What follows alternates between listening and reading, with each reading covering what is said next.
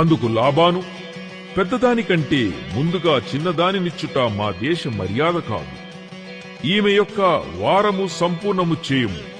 నీవిక 7 సంవత్సరములు నాకు కొలువు చేసిన ఎడల అందుకై ఆమెను కూడా నీకిచ్చెదమని చెప్పగా, యాకోబు అలాగు చేసి ఆమె వారము సంపూర్తి అయిన తరువాత అతడు తన కుమార్తె అయిన రాహేలును అతనికి భార్యగా ఇచ్చెను. మరియు లాబాను తన దాసియగు బిల్హాను తన కుమార్తె అయిన రాహేలుకు దాసిగా ఇచ్చెను. యాకోబు రాహేలును కూడెను.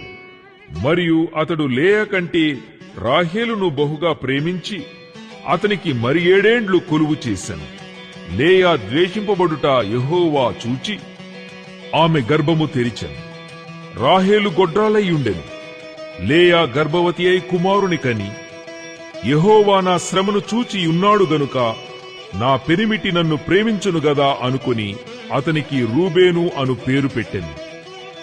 ఆమె మరలా గర్భవతి అయి కుమారుని కని, నేను ద్వేషింపబడితినన్న సంగతి యెహోవా విన్నాడు గనుక ఇతని కూడా నాకు దయచేసెననుకొని అతనికి షిమ్యోను అను పేరు పెట్టెను.